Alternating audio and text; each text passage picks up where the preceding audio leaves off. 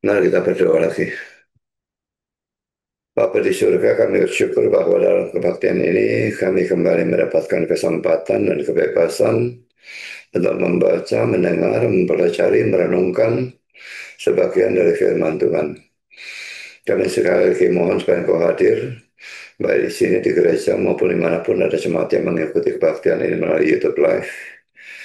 Dan Tuhan, sekali lagi kami mohon Kau ampuni sucikan kami semua dari segala dosa. Jangan biarkan dosa tersisa menjadi penghalang dalam acara firman, baik penyampaian maupun penerimaan. Tolong hamba dalam menyampaikan, berikan dia kekuatan, jasmani, pikiran, dan khususnya suara. Berikan pengurapan, berikan kata-kata, berikan apapun yang dibutuhkan, supaya seluruh firman disampaikan dengan baik, dengan benar, dan dengan sejelas-jelasnya. Dan lengkapi dan bungkus firman dan Injilmu dengan kuasa dan pekerjaan rohmu, supaya jangan semuanya keluar dan kembali dengan sia-sia.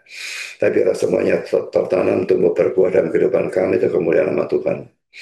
Kami juga berdoa untuk kami semua dan mendengar, berikan kesegaran, berikan hati yang terbuka, berikan konsentrasi yang baik dari awal sampai akhir, dan berikan terang secukupnya supaya kami bisa mengerti. Dan setelah kami mengerti, berikan kami ketundukan. Jadikan kami bukan sekedar pendengar atau pengerti firman, tapi juga pelaku firman, penangkap firman, dan kalau boleh bahkan pemberita firman. Kami sadar juga setan pasti bekerja, kami mohon Kau kuatkan semua kami menghadapi serangan dan godaan setan di dalam bentuk apapun. Terima kasih Bapa, dan nama Yesus kami berdoa. Amin.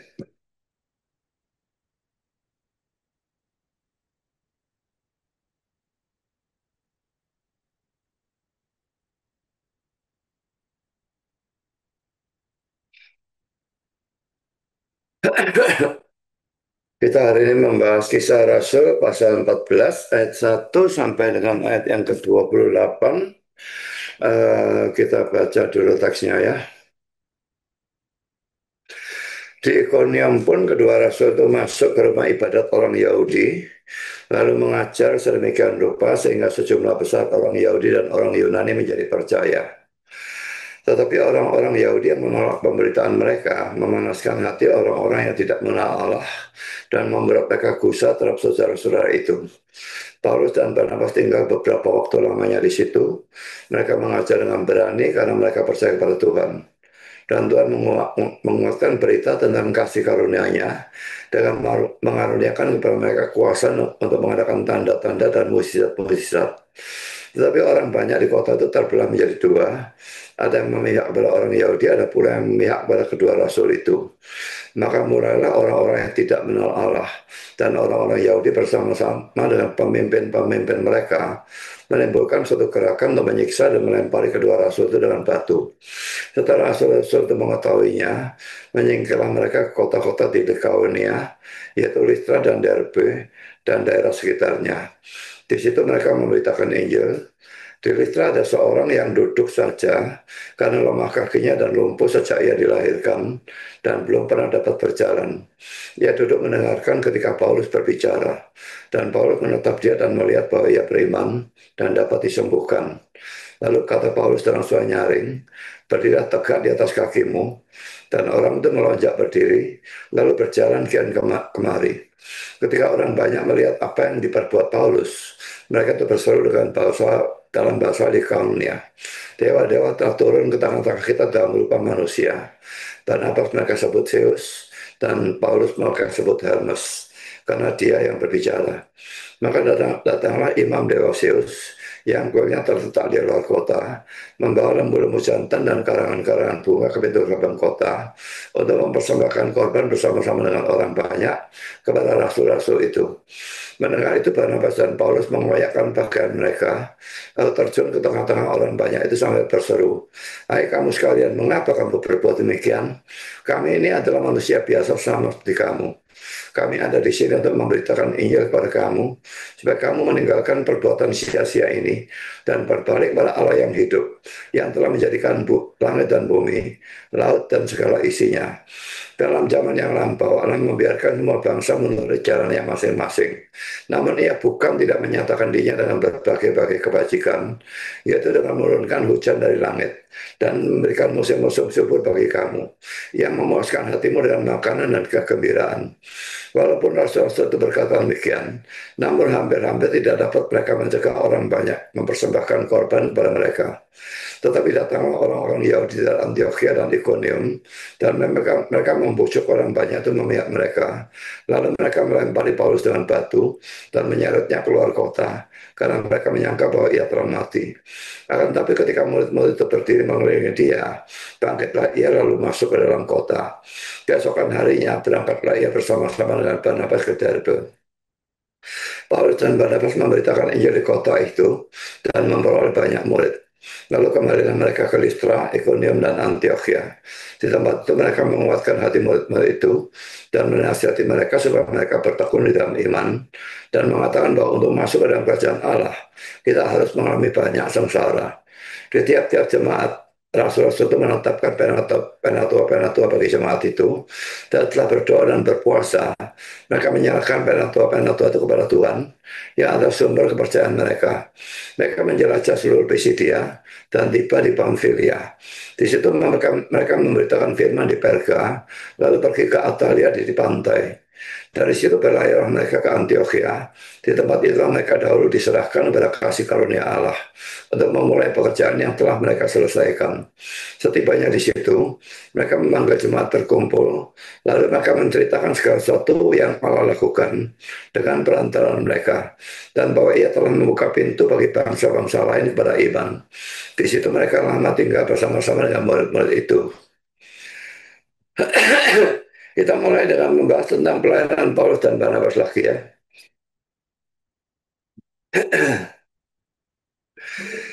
Pertama seperti biasa mereka memberitakan Injil dan memberitakan firman Tuhan. Dan poin A, dalam ayat 1a, laki-laki seperti biasa, mereka selalu memberitakan Injil kepada orang Yahudi dulu, dan karena itu mereka memberitakan Injil di dalam sinagog atau tempat ibadah Yahudi ya. Kita bisa melihat ini dalam ayat 1. Di Ikonium pun kedua rasul itu masuk ke rumah ibadat orang Yahudi lalu mengajar demikian rupa sehingga sejumlah besar orang Yahudi dan orang Yunani menjadi percaya.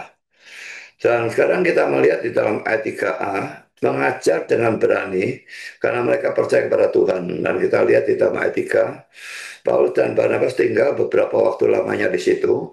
Mereka mengajar dengan berani karena mereka percaya kepada Tuhan. Jadi berani ini bukan karena mereka memang punya sifat berani, tapi karena mereka percaya kepada Tuhan.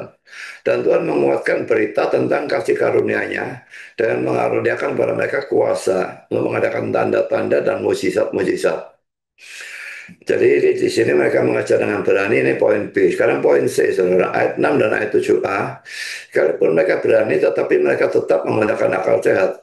Pada waktu mau dibunuh di dalam ayat 5, mereka pindah ke tempat lain dan memberitakan Injil di sana. Kita membaca ayat 5 sampai ayat 7 ya. Maka mulailah orang-orang yang tidak mengenal Allah, ini yang saya coret ini salah ya. Mestinya orang-orang yang tidak mengenal Allah ini orang-orang non-Yahudi.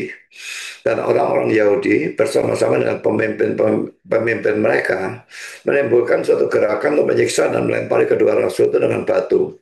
Setelah rasul-rasul itu mengetahuinya, menyingkirlah mereka kota-kota di Karunia, yaitu Listra dan Derbe dan daerah sekitarnya. Di situ mereka memberitakan Injil.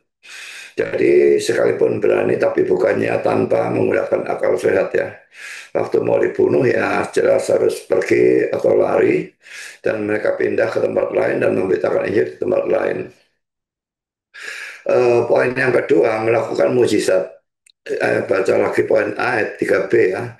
Dan Tuhan menguatkan berita tentang kasih karunia-Nya dengan mengaruniakan kepada mereka kuasa untuk mengadakan tanda-tanda dan mujizat-mujizat.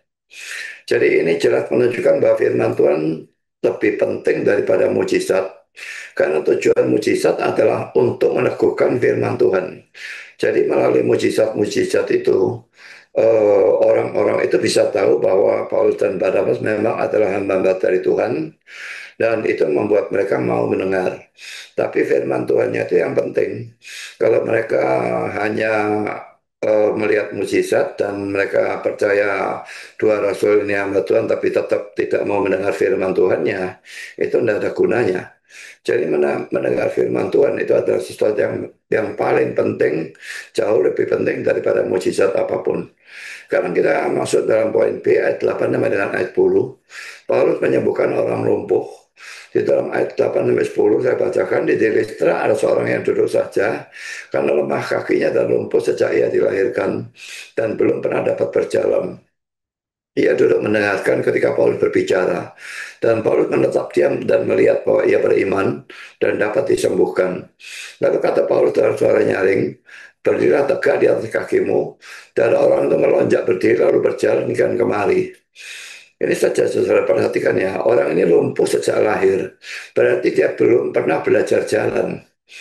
Bayi itu kalau ya umur sekitar setahun tuh mulai belajar jalan ya. Masih kecil-kecil jatuh lagi, jalan lagi. Jadi jalan tuh butuh belajar saudara ya. Untuk menjaga keseimbangan dan sebagainya.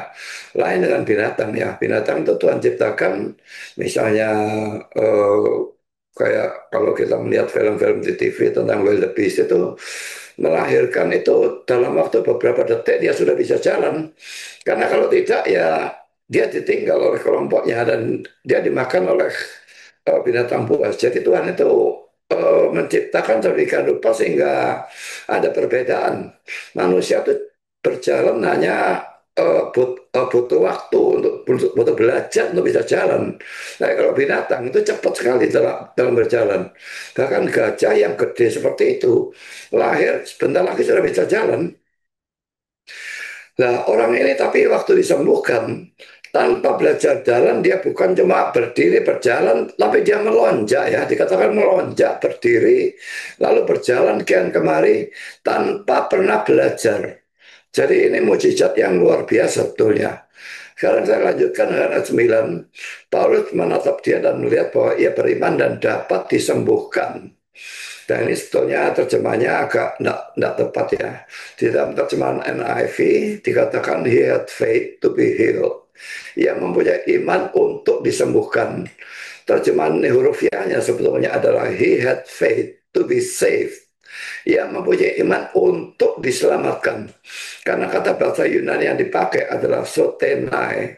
Ingat dari kata sotenai itu ada kata soter atau lalu nanti soteriologi atau doktrin keselamatan ya. Jadi karena itu ada yang menafsirkan ini sebagai iman yang menyelamatkan. Tapi ada juga yang menganggap bahwa ini hanya sebagai iman mujizat. Sekarang saya melanjutkan dengan ayat 10. Ayat 10 menunjukkan bahwa kesembuhan ilahi itu harus pertama terjadi dalam seketika ya. Jadi langsung sembuhnya, bukan secara bertahap atau berangsur-angsur. Memang ada peristiwa di mana Yesus menyembuhkan seorang buta. Pertama dia bisa melihat tapi masih melihat manusia seperti pohon-pohon. Lalu uh, saya nggak tahu, saya lupa diapakan lagi dan dia lalu langsung bisa melihat dengan jelas. Nah, jarak yang cuma sedikit itu menurut saya tetap itu kesembuhan yang langsung ya. Kecuali kalau jaraknya itu berbulan-bulan atau bertahun-tahun, sedikit demi sedikit, matanya makin lama makin jelas dalam melihat. Nah, itu baru proses. Tapi ini semua kesembuhan ilahi di dalam Alkitab itu terjadi secara langsung, seketika. Jadi kalau ada orang mengatakan kesembuhan ilahi, tetapi kesembuhannya itu berangsur-angsur, itu bukan kesembuhan ilahi. Memang semua kesembuhan dengan obat, dengan dokter itu berangsur-angsur, itu tetap datang dari Tuhan. Tapi itu bukan mujizat, itu bukan kesembuhan ilahi. Kalau kesembuhan ilahi harus terjadi seketika. Dan hal yang kedua, kesembuhan ilahi itu harus terjadi secara sempurna. Jadi bukannya sembuh sebagian atau penyakitnya berkurang tetapi tidak sembuh total. Tidak ada di dalam Alkitab Tuhan atau Rasul-Rasul melakukan kesembuhan atau mujizat kesembuhan. Yang lalu terjadi tapi orangnya sembuh cuma sebagian. Jadi orang yang lumpuh misalnya sembuh tapi jalannya pincang. Dan tidak ada yang seperti itu. Orang buta disembuhkan, bisa melihat, tapi pakai kacamata -13. Tidak ada yang seperti itu. Kesembuhan ilahi dalam Alkitab semua tanpa kecuali itu terjadi secara sempurna. Bukan sembuh sebagian, bukan penyakitnya berkurang, tetapi sembuh secara total. Jadi dua hal ini perlu kita ingat. Kalau orang mengklaim punya kesembuhan, punya karunia untuk melakukan kesembuhan ilahi, apakah dua hal ini terjadi atau tidak? Kalau tidak terjadi dua hal ini, itu pasti bukan kesembuhan ilahi. Sekarang saudara kita lanjutkan dengan poin yang kedua, akibat pelayanan Paulus dan Barnabas. Pertama saudara, akibat pemberitaan Injil dan firman Tuhan. Poin A, banyak orang bertobat, baik orang Yunani maupun orang Yahudi. Saya bacakan ayat satu sekali lagi. Di Ikonium pun kedua rasul itu masuk ke rumah ibadat orang Yahudi, lalu mengajar sedemikian rupa, sehingga sejumlah besar orang Yahudi dan orang Yunani menjadi percaya.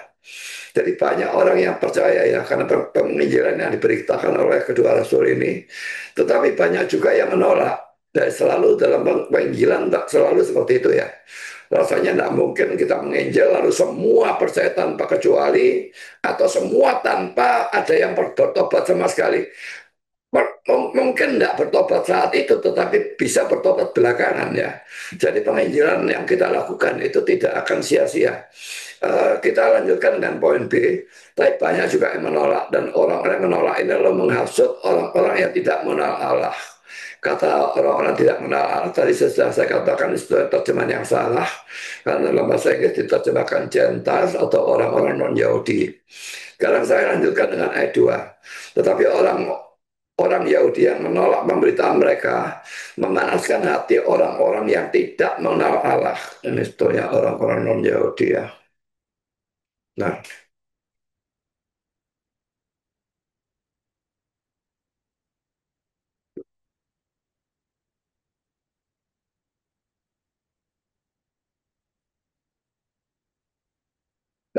dan membuat mereka gusar terhadap saudara-saudara itu.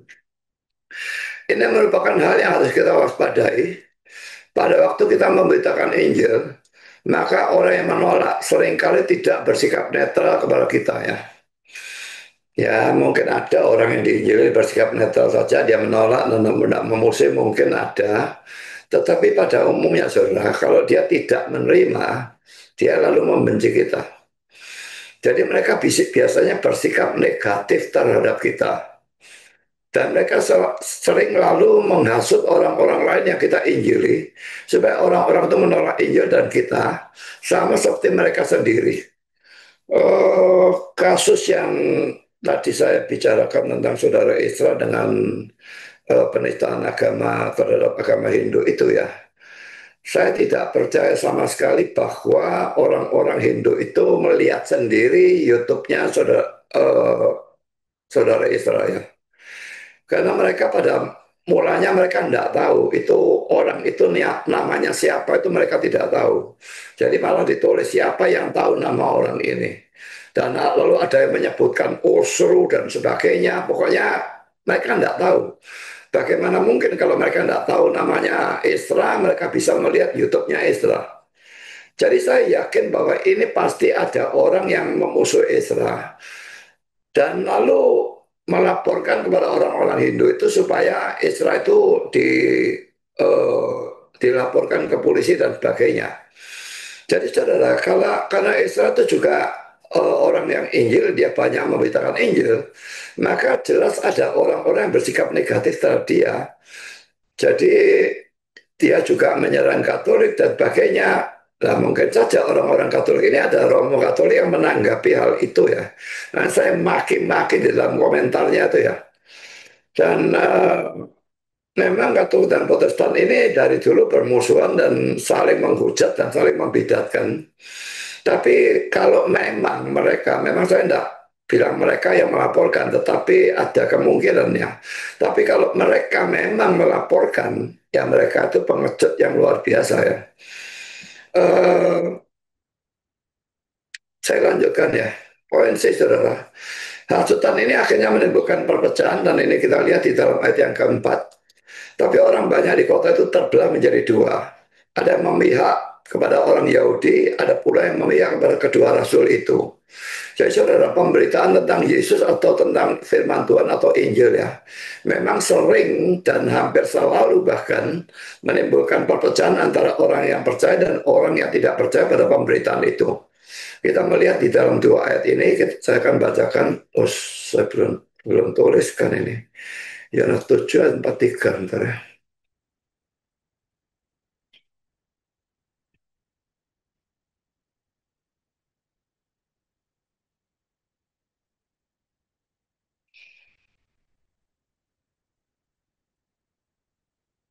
Ini kan ayat 42-nya nih ya, karena kitab itu mengatakan bahwa Mesias berasal dari keturunan Daud dan dari kamu.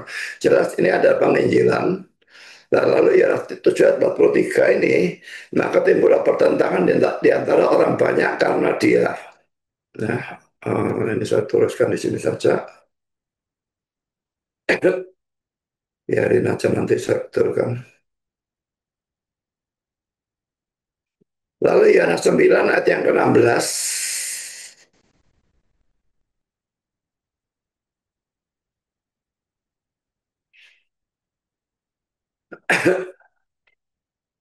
Maka kata sebagian orang Farisi itu, orangnya tidak datang dari Allah sebab ia tidak memelihara hari Sabat. Sebagian pula berkata, bagaimana seorang berdosa dapat membuat mujizat yang demikian? Maka timbullah pertentangan di antara mereka. Ini saya kira adalah Yesus sendiri ya, yang melakukan mujizat, memelihara orang buta dan sebagainya. Um,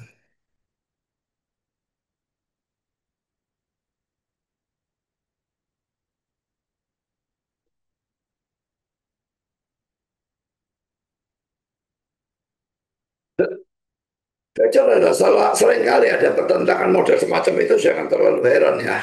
Kalau kita memberitakan Injil lalu terjadi pertentangan. Jadi misalnya ada suatu keluarga yang rukun-rukun saja dalam satu agama yang sama. Lalu kita injili, dan sebagian bertobat dan sebagian tidak. Maka akan timbul perpecahan dalam keluarga itu. Ini bisa terjadi dalam suatu keluarga, ini bisa terjadi dalam suatu suku, ini bisa terjadi dalam suatu bangsa. Jadi seringkali terjadi hal semacam demikian. Dan ini memang sesuai dengan kata-kata Tuhan Yesus di dalam Matius 10 ayat 34 sampai 36. Jangan kamu menyangka bahwa aku datang untuk membawa damai di atas bumi. Aku datang bukan untuk membawa damai, melainkan pedang. Sebab aku datang untuk memisahkan orang dari ayahnya, anak perempuan dari ibunya, menantu perempuan dari ibu mertuanya, dan musuh orang ialah orang-orang seisi rumahnya. Jadi saudara, dia bukan betul-betul datang membawa pedang. Tentu saja pedang di sini bukan pedang jasmani, pedang dalam arti jasmani ya. Dan juga dia bukannya tidak datang membawa damai, dia memang membawa damai juga. Tapi yang ditekankan di sini adalah pedangnya itu dalam arti pertentangan atau pertengkaran atau peperangan gitu ya. Jadi itu simbol dari pedang di tempat ini jelas ya dalam arti simbolis bukan dalam arti hurufiah ya.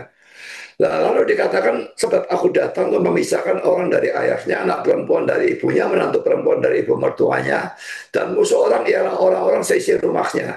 Jadi ini yang dimaksud sama seperti tadi.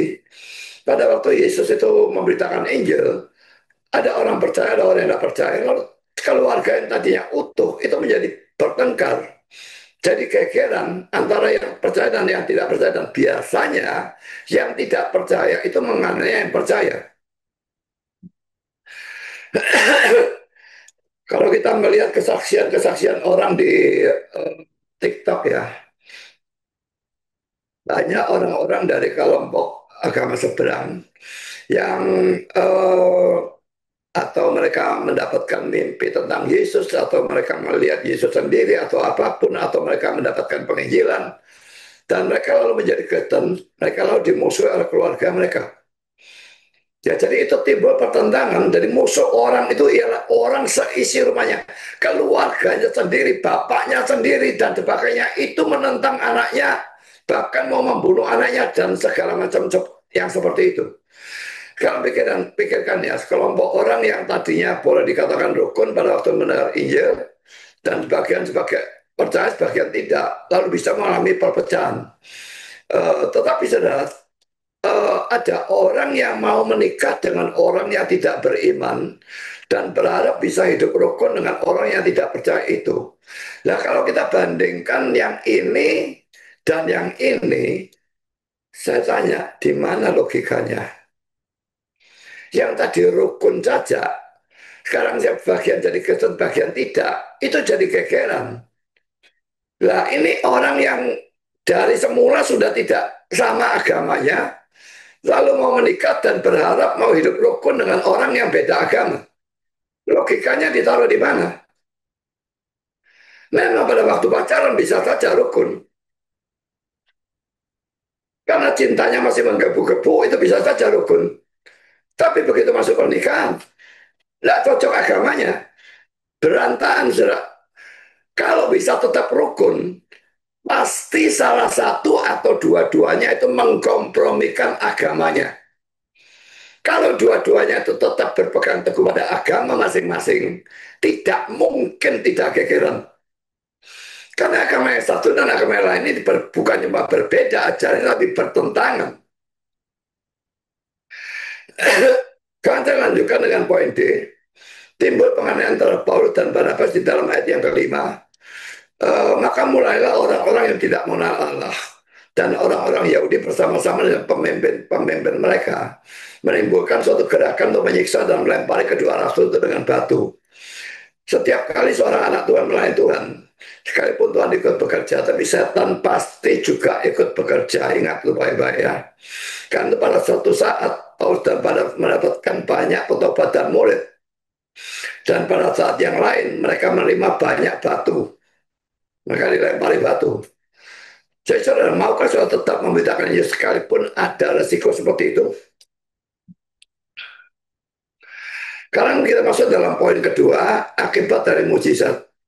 Poin A, saudara, Paulus dan Barnabas dianggap sebagai dewa di dalam ayat 11 dan sampai dengan ayat 13. Ketika orang banyak melihat apa yang telah diperbuat Paulus, mereka itu berseru dalam bahasa Likaonia.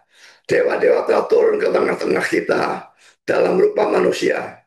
Barnabas mereka sebut Zeus dan Paulus mereka sebut Hermes karena ia yang berbicara.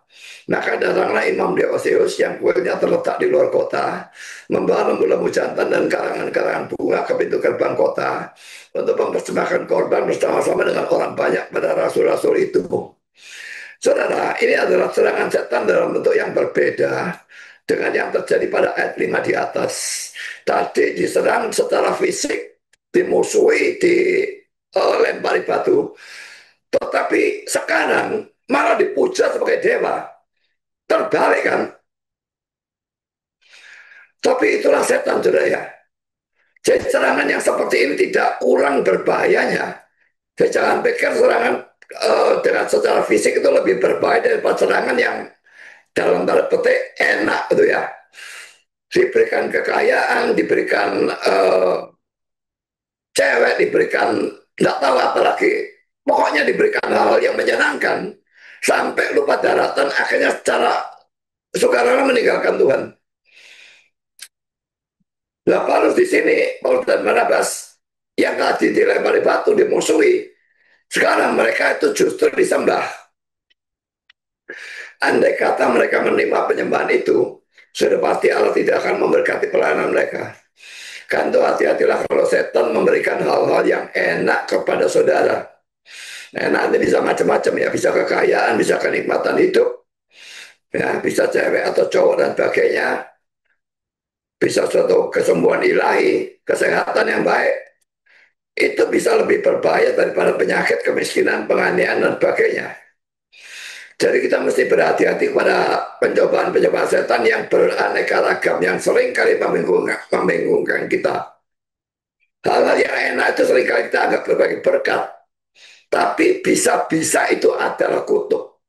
Saya tidak bilang selalu kekayaan itu kutuk ya. Tetapi bisa itu merupakan suatu kutuk. Godaan dari setan memberikan kekayaan supaya kita dengan kekayaan itu biasanya nggak punya duit hari Minggu pergi ke gereja. Karena punya duit hari Minggu pergi ke luar negeri. Nggak kebaktian di luar negeri. Boleh-boleh saja pergi ke luar negeri. Tapi tetap harus kebaktian, saudara. Tidak bisa pergi ke luar negeri kalau tidak kebaktian. Saya melanjutkan, Paulus dan Barnabas menolak penyembahan itu dalam ayat 14 sampai 17 karena mereka memang tidak mencari kemuliaan untuk diri mereka sendiri. Mereka memberitakan Injil supaya Tuhan yang disembah, bukan mereka yang disembah. Sekarang kita baca ayat 14 sampai 17. Mendengar itu Barnabas dan Paulus mengoyakkan pakaian mereka, tanda tanda berduka cita gitu ya. Lalu terjun ke tengah-tengah orang banyak itu sambil berseru, hai kamu sekalian, mengapa kamu berbuat demikian? Kami ini adalah manusia biasa sama seperti kamu. Kami ada di sini untuk memberitakan Injil kepada kamu, supaya kamu meninggalkan perbuatan sia-sia ini dan berbalik kepada Allah yang hidup, yang telah menjadikan langit dan bumi, laut dan segala isinya. Dalam zaman yang lampau, Allah membiarkan sebuah bangsa menuruti jalannya masing-masing. Namun ia bukan tidak menyatakan dirinya dengan berbagai-bagai kebajikan, yaitu dengan menurunkan hujan dari langit dan dengan memberikan musim-musim subur bagi kamu, yang memuaskan hatimu dengan makanan dan kegembiraan. Di cara mereka ini hanya mencari kemuliaan untuk Allah, bandingkan dengan sikap Raja Herodes yang mencari kok pada waktu menerima kehormatan ilahi dalam kisah Rasul 12 ayat 23. Ini bagaimana kok banyak yang saya lupa nulis ya. Kisah 12, 23. Kisah 12.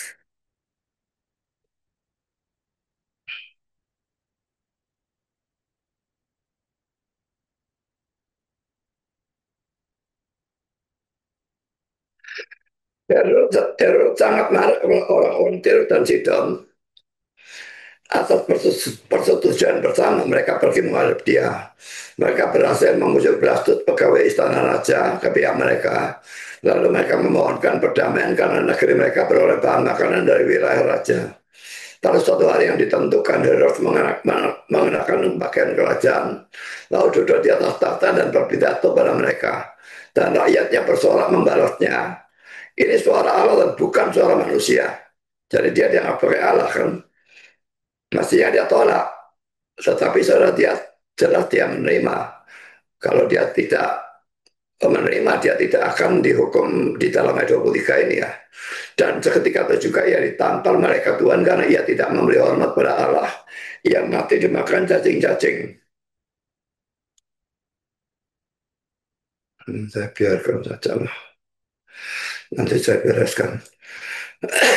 Tapi Paulus dan Barnabas sukar sekali menahan orang banyak itu dan kita melihat itu dalam ayat 18. Walaupun rasul-rasul itu berkata demikian, namun hampir tidak dapat mereka mencegah orang banyak mempersembahkan korban kepada mereka. Saudara, ini menunjukkan ketidakkonsekuenan dari orang banyak itu.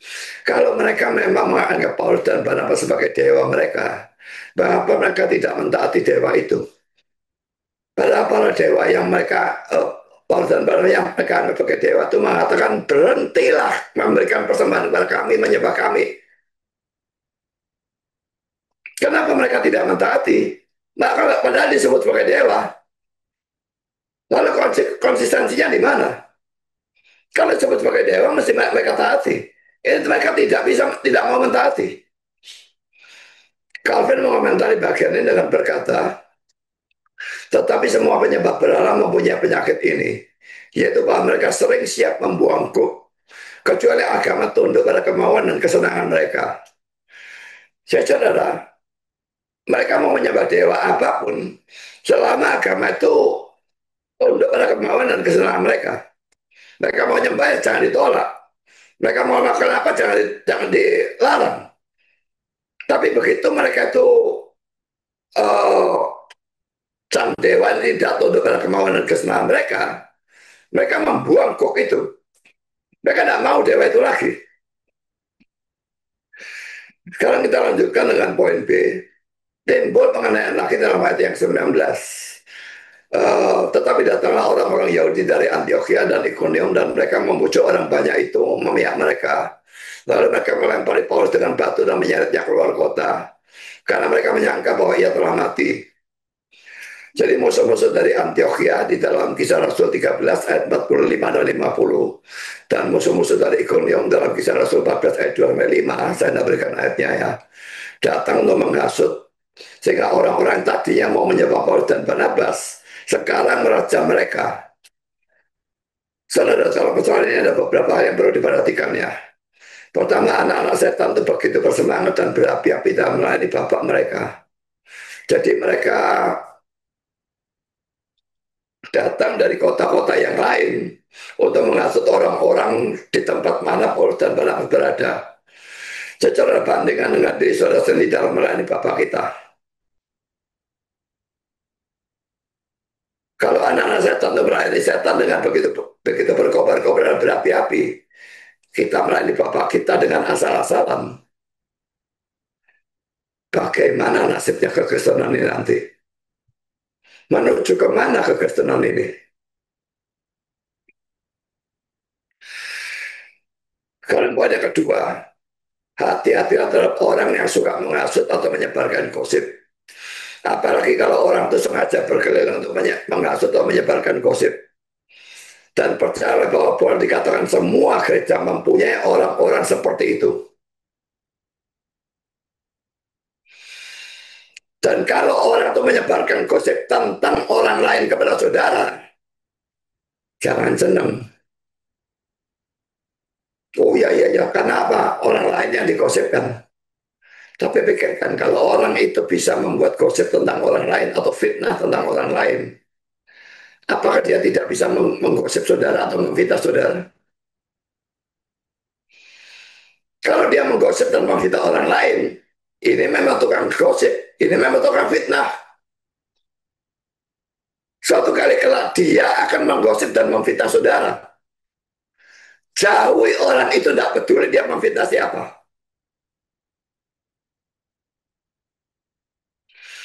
Karena poin yang ketiga, orang banyak itu diajar firman Tuhan oleh Paulus dan Barnabas, tetapi mereka tidak bisa menerimanya.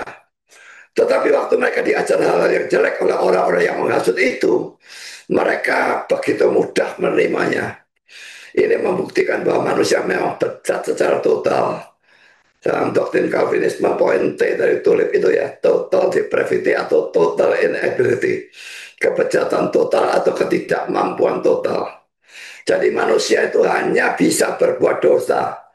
Sangat condong berdosa. Hal baik tidak bisa mereka terima. Hal yang buruk dengan cepat mereka menerima. Sekarang kita masuk dalam poin yang keempat. Tadi orang banyak itu mau menyembah, tapi sekarang mereka mau merajam. Bandingkan pada zaman Yesus, orang-orang yang baru saja berteriak Hosana, lalu berteriak salibkan dia.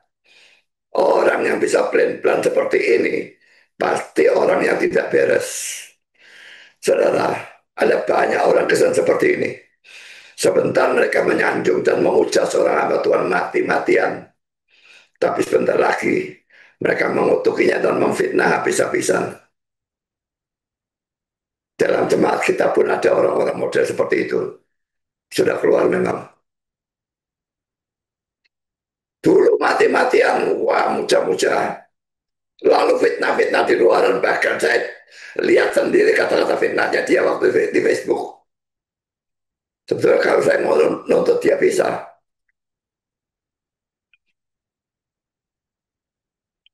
Jadi saudara hati-hati dengan orang-orang yang semacam demikian ya. Kalau saudara adalah hamba Tuhan yang diperlakukan seperti itu, jangan terlalu kecewa, jangan terlalu sedih. Karena Yesus ini mengalami hal itu. Dan bukankah seorang hamba tidak lebih daripada Tuhannya? Di dalam Yohanes 15 ayat yang ke-20. Ingatlah apa yang telah kukatakan kepadamu. Seorang hamba tidaklah lebih tinggi daripada Tuhannya. Jikalau mereka telah menganiaya aku, mereka juga akan menganiaya kamu. Jikalau mereka telah menuruti firmanku, mereka juga akan menuruti perkataanmu. Ya, karena perkataan dari orang yang diutus oleh Tuhan itu juga adalah firman Tuhan. Ya, jadi apa yang Yesus alami, kita juga akan alami. Ada orang-orang menerima Yesus, ada orang-orang menerima kita. Tapi ada orang yang mengenai Yesus, ada juga orang-orang mengenai kita. Kita tidak lebih tinggi daripada dia, karena kita hamba dia Tuhan. Kalau dia mengalami penderitaan dan kita tidak, Dia melayani penganiayaan dan kita tidak. Kita seorang hamba yang lebih tinggi dari tuannya. Dan itu sangat tidak masuk akal. Kalau poin yang kelima, bandingkan peristiwa ini dengan 2 Korintus 11 ayat 25. Di mana Paulus ini berkata, satu kali aku dilempar dengan batu. Lalu mengapa dalam cerita ini ada 2 kali? Ayat 5 ada, dan ayat 19 ada. Jadi rupanya dalam ayat 5 tadi dia belum sampai dirajam. Dan baru pada ayat 16 dia itu dirajam.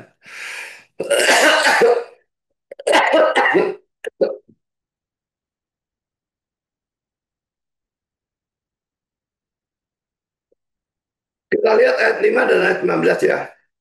Maka mulailah orang-orang non-Yahudi dan orang-orang Yahudi bersama-sama dengan pemimpin-pemimpin mereka menimbulkan suatu gerakan untuk menyiksa dan melempari, perhatikan ya, melempari kedua rasul itu dengan batu. Ini sudah ada. Tapi ayat 19, tetapi datanglah orang-orang Yahudi dari Antioquia dan Iconium, lalu mereka membujuk orang banyak itu memihak mereka. Lalu mereka melempari Paulus dengan batu dan menyeretnya keluar kota karena mereka menyangka bahwa dia telah mati. Kenapa ada 2 kali? Di sini dia mengatakan cuma 1 kali aku dilempari dengan batu. Yang jadi rupanya di sini masih belum ya. Sekarang poin yang ke-6, Paulus dirajam. Mengapa hanya diam saja? Karena memang orang Kristen harus mempunyai salib yang menderita bagi Kristus. Dia menderita bagi pemberitaan Injil yang dia lakukan. Karena pemberitaan Injil yang dia lakukan berarti dia menderita bagi Kristus. Jadi saudara, tapi dalam ayat 20 Paulus ternyata tidak mati. Dan itu jelas membuktikan bahwa Allah tetap melindungi dia. Dia memang pasti merasakan sakit, tetapi dia tidak mati. Sekarang kita lihat dalam ayat 20, akan tetapi ketika murid-murid itu berdiri mengelilingi dia, bangkitlah ia lalu masuk ke dalam kota. Keesokan harinya berangkatlah ia bersama-sama dengan Barnabas ke Derbe. Apa saudara sering melihat Allah diam saja di tengah-tengah penderitaan saudara? Sebetulnya Allah bukan diam saja, tetapi dia sudah bekerja sehingga saudara tidak mengalami yang lebih hebat dari apa yang sedang saudara alami. Setiap saudara mengalami penderitaan, sebetulnya penderitaan itu bisa lebih hebat lagi. Kalau penderitaan itu cuma sekian, dan saudara masih tetap ya lumayan sehat. Seperti misalnya saya sekarang nih ya, saya nyaris nggak bisa olahraga sama sekali. Saya jalan kaki di treadmill 15 menit saja, tidur malam saya terganggu. Padahal dulu saya bicara treadmill itu 100 menit dan itu dengan intensitas yang jauh lebih tinggi. Jadi alerginya kalau saya kumat seperti ini. Tapi saya masih bisa duduk di sini, saya masih bisa khotbah, saya masih bisa jalan. Jadi saya mestinya tetap bersyukur. Sekalipun di pihak yang lain kadang-kadang sangat tidak menyenangkan ya. Karena kalau olahraga banyak lalu malamnya nggak bisa tidur gelap-gelap di ranjang itu sangat tidak enak. Jadi saudara, selalu pikirkan ada kondisi di mana saudara bisa mengalami keadaan yang lebih buruk. Dan bersyukurlah bahwa keadaan saudara tidak seburuk yang bisa terjadi. Kalau kita mau masuk dalam poin yang ketiga, reaksi Paulus dan Barnabas. Pertama saudara, langsung memberitakan Injil lagi. Mereka baru dilempari batu ya. Dan sampai kelihatannya hampir mati di jalan keluar kota, dikira sudah mati, tapi ternyata dia tidak mati.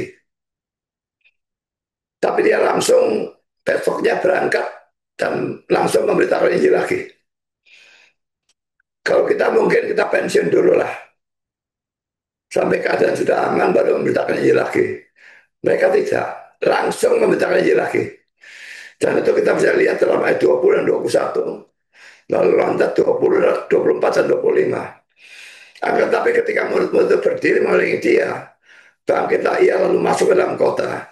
Keesokan hari ia berangkatlah ia bersama-sama dengan Barnabas ke Derbe.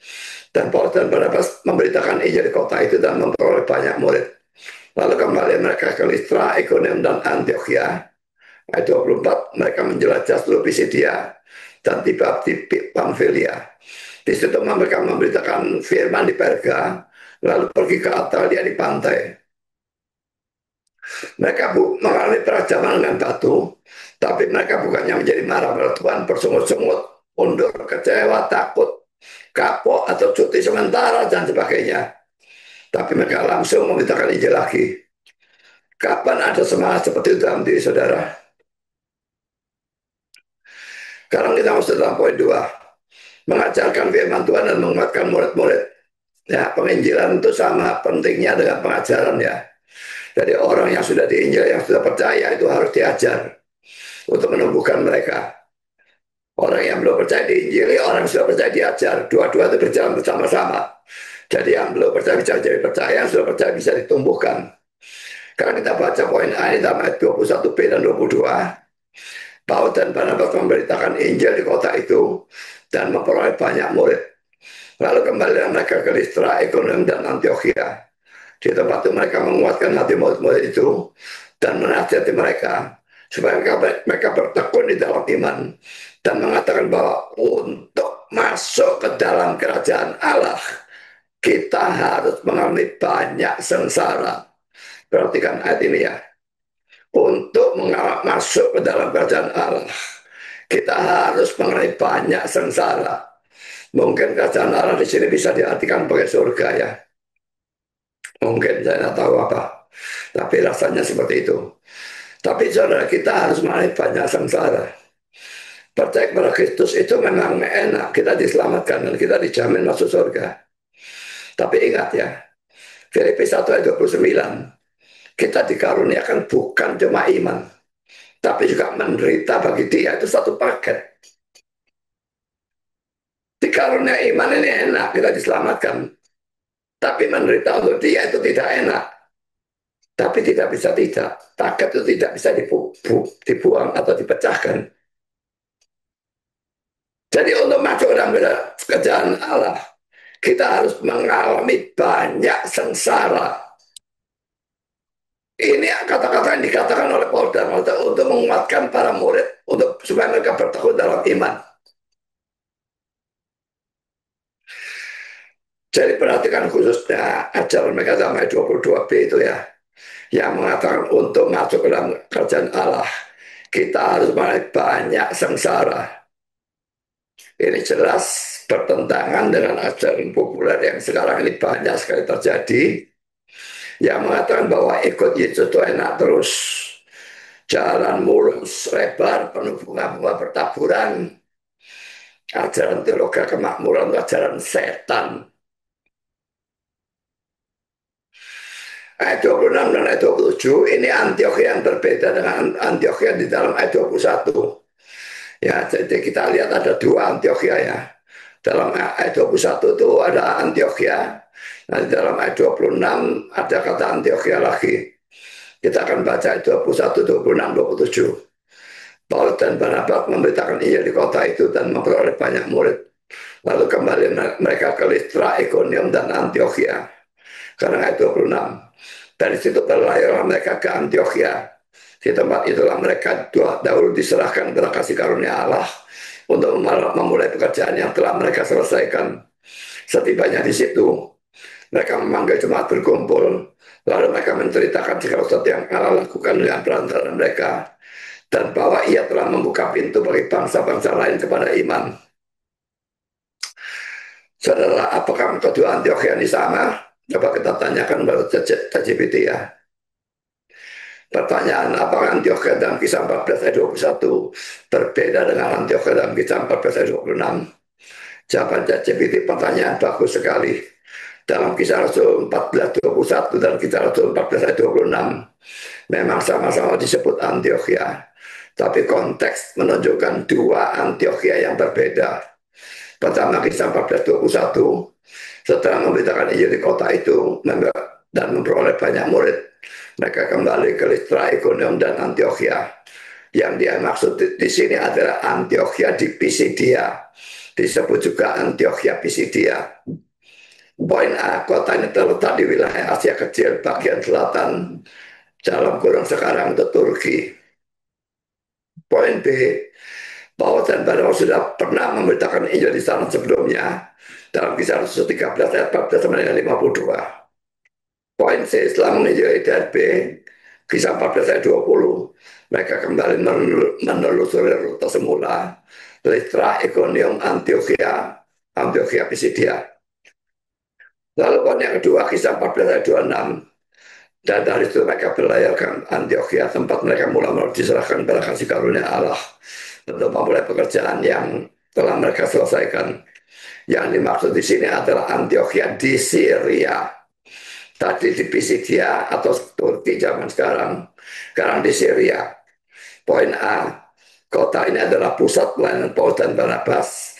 Basis pengutusan misi ke bangsa-bangsa bukan Yahudi. Ada dalam kisah Rasul 13 sampai 3. Poin B, setelah menyelesaikan perjalanan misi pertama, mereka kembali ke kota pengutus mereka, Antioquia Syria, untuk memberikan laporan.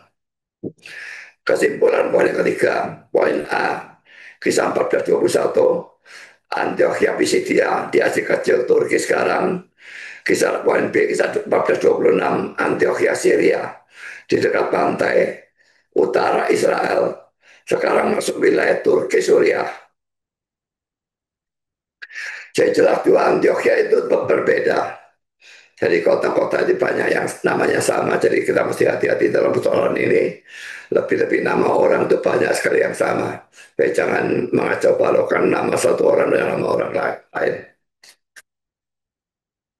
Ada banyak yang namanya Yohanes, ada banyak yang namanya Yakobus, ada banyak yang namanya Maria. Di sini mereka men-sharingkan pengalaman mereka. Dan saudara, ini sesuatu yang penting ya. Pengalaman mereka itu mereka sharingkan. Saya belajar untuk melakukan sharing ya. Di gereja kita sebetulnya diizinkan untuk sharing. Selama sholat tidak panjang-panjang. Tapi tidak pernah ada yang mau sharing. Dan kalau saudara menginjili melalui sharing ya, sharing pertobatan saudara. Sebetulnya itu cara menginjili yang efektif. Orang itu tidak bisa bantah. Karena saudara mengalami itu kok. Dan itu juga tidak bisa disebut menginjili orang beragama lain. Lebih aman itu daripada menginjili dengan ayat-ayat dan sebagainya. Jangan sharing. Saya sharing bagaimana saya menjadi orang Kristen. Saya bukan menginjili. Saya cara belajar melakukan sharing, khususnya sharing pertobatan saudara.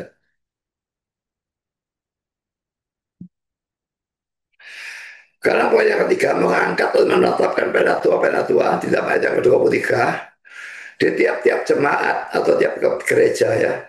Rasul-rasul itu menetapkan penatua-penatua bagi jemaat itu, dan setelah berdoa dan berpuasa, mereka menyerahkan penatua-penatua itu kepada Tuhan yang adalah sumber kepercayaan mereka. Poin A, mereka berdoa dan berpuasa dalam peristiwa tersebut. Dan ini menunjukkan bahwa itu adalah hal yang sangat penting. Pengangkatan penatua memang sangat penting karena kalau yang menjadi penatua adalah orang-orang yang tidak rohani, apalagi yang belum percaya, pasti seluruh gereja akan dibawa ke jalan yang salah. Dan karena itu, orang yang sudah dianggap menjadi penatua juga harus berusaha mati-matian untuk menjaga dan bahkan meningkatkan kerohaniannya. Saudara adalah pengurus gereja, saudara punya kewajiban lebih daripada jemaat yang lain di dalam belajar firman Tuhan, di dalam berdoa, di dalam melayani dan sebagainya. Dan kalau kita mengangkat penatua, kita juga tidak bisa mengangkat penatua secara sembarangan. Kita harus mengangkat orang yang betul-betul adalah orang rohani.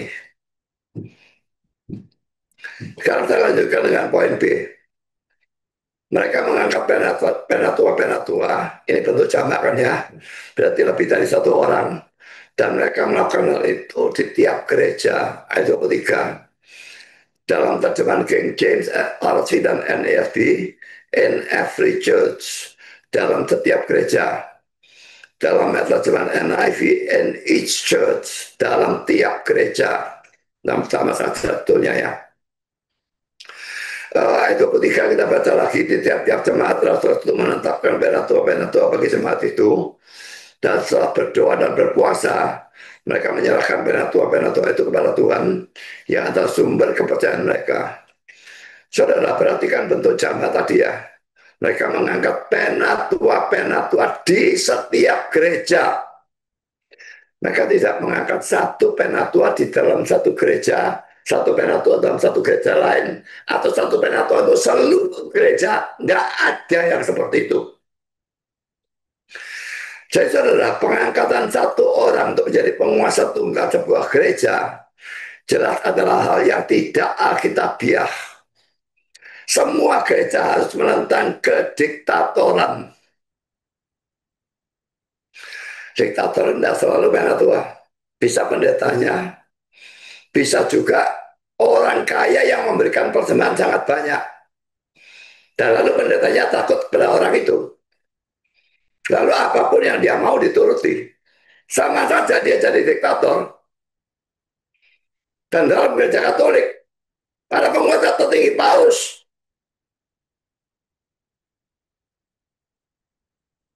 ini sangat tidak alkitabiah. Di mana ada paus dalam Alkitab? Kosong konyol.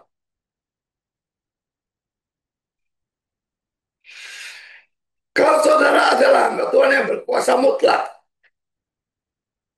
jangan bangga akan hal itu. Saudara sedang hidup di dalam dosa. Dan ini biasanya di dalam gereja-gereja, Bethel, Pentakosta, dan sebagainya, GBI, itu sangat banyak pendetanya yang memang jadi penguasa tunggal. Saya pernah ngomong kepada seorang teman ya, gereja mereka itu punya ajaran tetap mengalah kepada Yahweisme. Dan ini gereja Bethel. Dan teman saya ini sebetulnya dia bilang dia tidak setuju. Saya bilang kalau dia tidak setuju yang ngomong pada dia kok. Bantah dia atau jadi dia debat. Lalu dia bilang kepada saya, ini gereja Bethel. Mantap pendeta itu sama dengan minta mundur. Mantap pendeta itu dipecat. Lebih baik dipecat daripada menyetujui ketidakbenaran.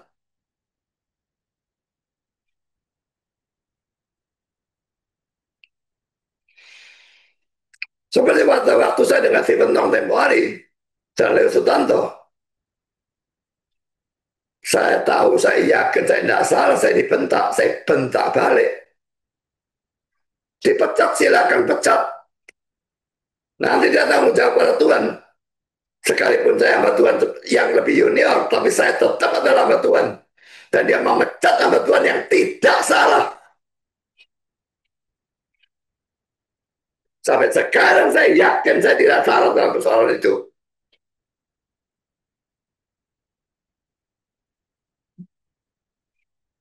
Saya lanjutkan dengan poin C. Orang-orang yang jelas masih baru menjadi orang Kristen, tapi kok bisa diangkat menjadi penatua? Bandingkan dengan 1 Timotius 3 ayat 6 yang merupakan syarat penatua ya. Janganlah ia seorang yang baru bertobat, agar jangan ia menjadi sombong dan kena hukuman iblis. Jadi ngangkat penatua itu tidak boleh orang yang baru bertobat. Baru bertobat tahu-tahu dikasih kedudukan, jadi si kepalanya jadi besar, lalu jadi kena hukuman iblis.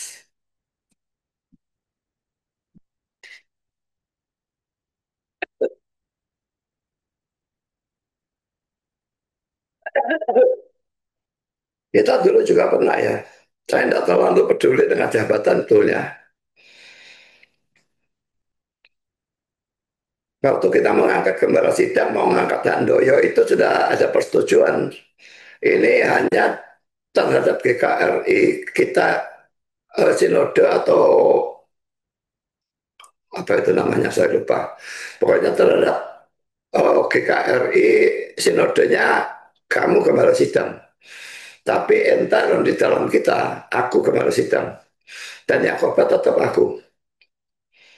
Begitu diangkat, ditabiskan jadi gembala sidang, dia balik pikirannya. Padahal sudah banyak tujuh tadi disaksikan banyak orang. Kepalanya lalu jadi gede, langsung jadi gede. Dan dia mau dia yang khotbah. Saya tidak masalah dia yang khotbah kalau dia khotbahnya bagus. Khotbahnya tidak karuan amburadul, dia mau khotbah. Langkai dulu mayat saya.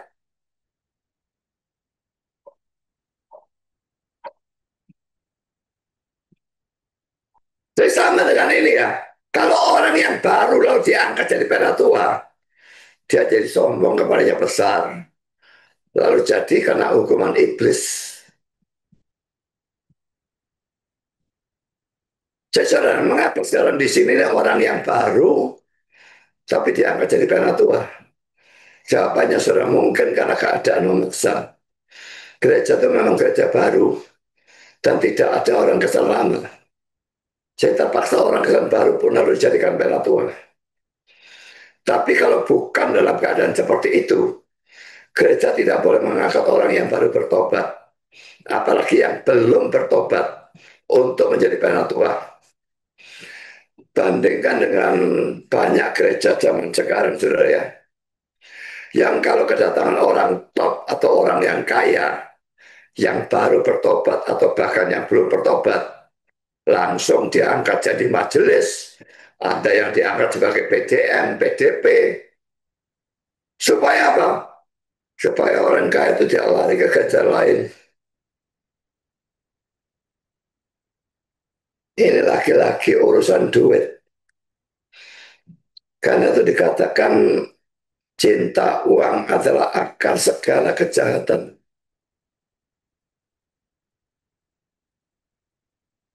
Gara-gara cinta uang, melakukan praktek yang tidak alkitabiah, yang sangat bisa menghancurkan gereja.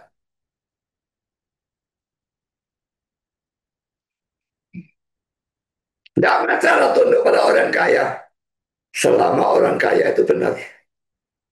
Tapi orang kaya itu salah. Saya tidak peduli dia orang paling kaya di dunia. Saya akan tolak pandangan dia.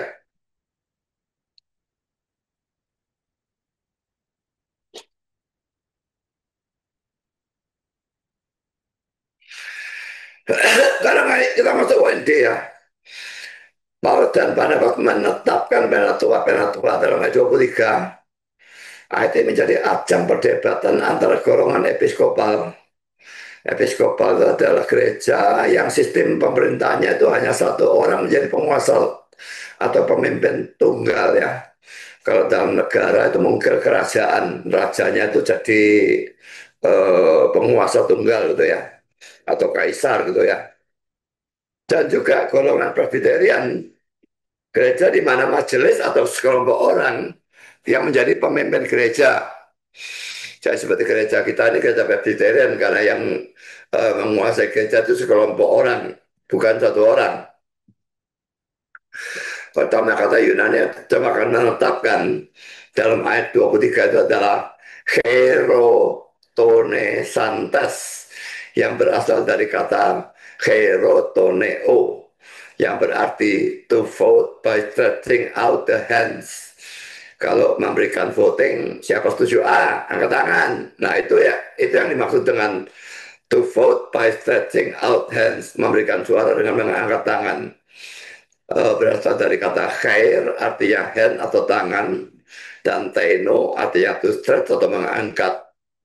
Kata Yunani ini hanya ada dua kali dalam kitab suci, yaitu di sini dan dalam 2 Korintus 8 ayat 19. Diterjemahkan ditunjuk oleh kitab suci Indonesia.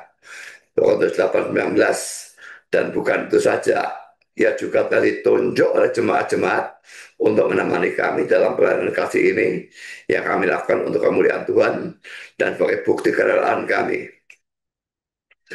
Sekarang poin yang kedua, arti dari ayat 23 ada bermacam-macam tafsiran. Poin A, orang-orang episkopal yang kerajaan itu ya mengakui bahwa arti orisinal dari kata Yunani adalah memberikan suara dengan mengangkat tangan. Tapi mereka berkata bahwa dalam penggunaannya kata itu mengalami perubahan arti sehingga artinya menjadi memilih atau menetapkan tanpa mempersoalkan pemungutan suara. Dalam ayat 23 itu pelaku atau subjek dari tindakan itu adalah Paulus dan Barnabas sehingga tidak mungkin diambil arti orisinil, harus diambil arti yang kedua. Karena mereka menganggap bahwa Paulus dan Barnabas tanpa mempedulikan suara jemaat, menetapkan tua-tua bagi setiap gereja. Pandangan kedua, poin B, Calvin. Arti orisinil memang adalah memberikan suara dengan mengangkat tangan. Tapi penggunaan kata selanjutnya menunjuk pada pentabisan dengan penumpangan tangan. Calvin menganggap bahwa Paulus dan Barnabas hanya mengarahkan atau memimpin jemaat dalam memilih tua-tua itu, lalu mereka mentabiskan tua-tua itu. Keberatan terhadap penafsiran ini, J.E. Alexander ini juga orang reform betulnya ya. Jadi reform dengan reform tidak selalu setuju ya. Mengatakan bahwa arti seperti ini baru timbul jauh setelah zaman rasul-rasul. Poin C, ada lagi orang yang berkata bahwa bagian ini tidak mempersoalkan pentabisan. Paulus dan Barnabas mengarahkan atau memimpin jemaat dalam memilih tua-tua. Karena poin D, C. Alexander, ayat ini hanya menunjukkan bahwa Paulus dan Barnabas menetapkan tua-tua. Ayat ini tidak menceritakan cara pemilihan tua-tua itu. Poin E, tetapi dari arti orisinal kata Yunaninya dan juga dari Kisah Rasul 6 ayat 3, 5, dan 6 di mana jemaatlah yang memilih diaken sedangkan Rasul-Rasul hanya mentahbiskan. Haruslah ditarik kesimpulan bahwa dalam Kisah Rasul 14 ayat 23 pun jemaat yang memilih, Rasul-Rasul hanya mentahbiskan. Kita baca Kisah Rasul 6 ayat 3, 5, dan 6. Ini waktu pemilihan diaken termasuk Stefanus tuh ya. Karena itu saudara-saudara, pilih 7 orang dari antaramu yang terkenal baik dan yang penuh roh dan hikmat, supaya kami mengangkat mereka untuk tugas itu.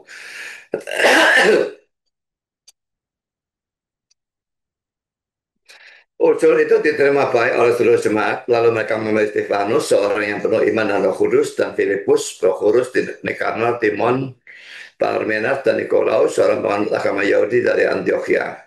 Mereka itu dihadapkan kepada rasul-rasul, lalu rasul-rasul itu pun berdoa dan meletakkan tangan di atas mereka. Ini tafsiran yang saya setuju ya. Jadi yang poin terakhir, poin ini yang saya setuju ya. Sebagai kesimpulan, saudara ya, Paul dan Barnabas ini mengalami penderitaan dalam pelayanan Tuhan, juga dalam memberitakan Injil, tapi mereka tetap setia dalam pelayanan. Tetap memberitakan Injil, baru dilempari batu, besoknya berangkat lagi, memberitakan Injil lagi. Bagaimana dengan saudara? Kapan saudara mulai memberitakan Injil? Beli pergi ke toko buku Kristen. Saya dulu juga gitu, beli ke toko buku Kristen, belajar sendiri. Kalau ada beberapa macam, beli semua. Karena tidak semua cara penginjilan itu bermacam-macam metodenya. Tidak semua cocok untuk saudara. Beli semua dan lihat yang mana yang cocok, atau ya dikombinasikan yang cocok untuk saudara. Dan mulailah menginjil. Dan menginjilah dengan berani dan dengan tekun. Tidak peduli mengalami penolakan, tidak peduli mengalami penganiayaan, teruslah memberitakan Injil. Tuhan memberkati saudara. Amin.